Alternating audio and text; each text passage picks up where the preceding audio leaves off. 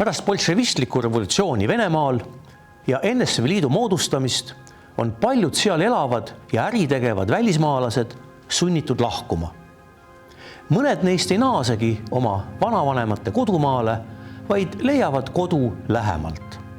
Nõnda jääb ka 1891. aastal Moskvas jõuka turuomaniku pojana sündinud britt Alexander McKibbin elama Eestisse, kus ta ajab puiduäri ning tegutseb aktiivselt kohalikus tenniseelus. Ühtlasi on ta kauaaegne Eesti Jalgpalliliidu kohtunike kolleegiumi esimees.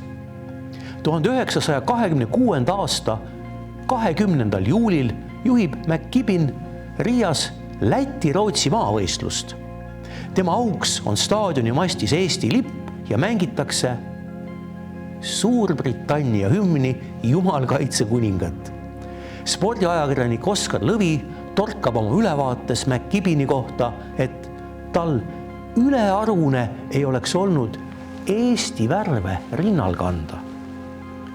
Inglise, eesti, vene ja saksa keelt valdav McKibbin on Briti luure MI6 mittekoosseisuline agent, kes värbab soomlannast abikaasa Helmi abiga informaatoreid Eesti sõjaväelaste, poliitikute ja luuretöötajate seast. 1939. aastal lahkub ta Helsingisse.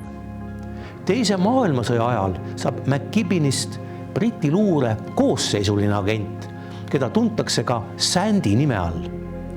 1943. aastal saabub ta Stockholmi, et luua informaatorite võrk baltlaste seas. 2 aastat hiljem saab temast MI6 operatsioonide juhataja okupeeritud Balti riikides, eesmärgiks rajada suur luurevõrk NSV Liidu sees. Paraku on venelaste julgeolek KGB britid üle mänginud ja korraldanud usutava petteoperatsiooni.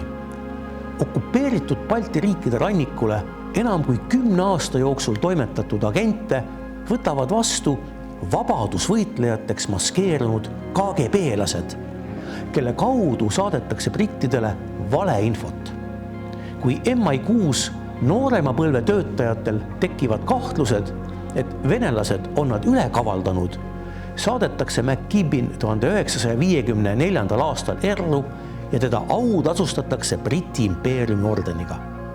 Tavab Londonis kunstiesemete äri, kus saab tööd ka endine Eesti kindralmajor ning Londoni Eesti maja asutaja ja esimees Arthur Alexander Lossman. McKibbin sureb 1966. aastal südamerabandusse.